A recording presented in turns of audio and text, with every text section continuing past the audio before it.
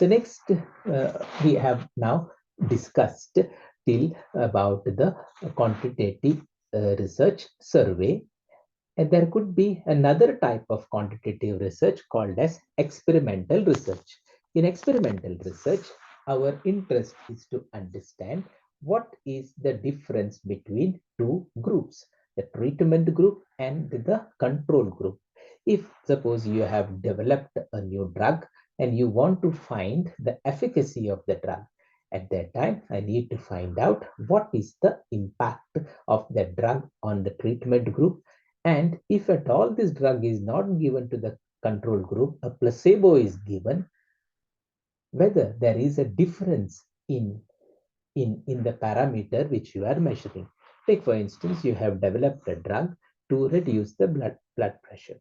At that time, you give that drug to the treatment group, find out what is the impact on the blood pressure. Similarly, on the control group, you may give a drug which is not having any effect as regards to reducing the blood pressure, and then you compare both of them statistically. If the groups have a difference, then you say that this particular medicine has been efficacious in terms of reducing the blood pressure and so on. Experiments could be of two types. One, true experiments, and second one is quasi experiments. In the true experiments, the between treatment and the control group, the participants are assigned randomly. That means if I have 100 people, maybe first I would randomly assign people to treatment and the control groups. However, always it is not possible to assign people randomly. Take for instance, you are doing a study in an organization and you want to find out the impact of implementing a quality management initiative like Lean Six Sigma among the shop floor workers.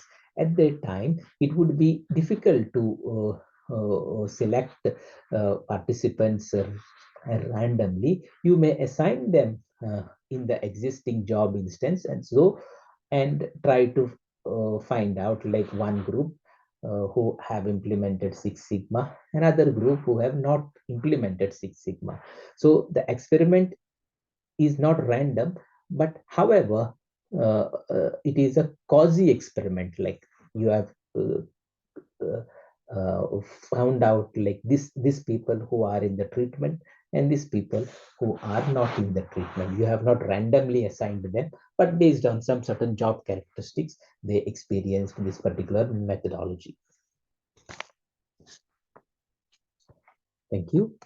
This brings end of this recording.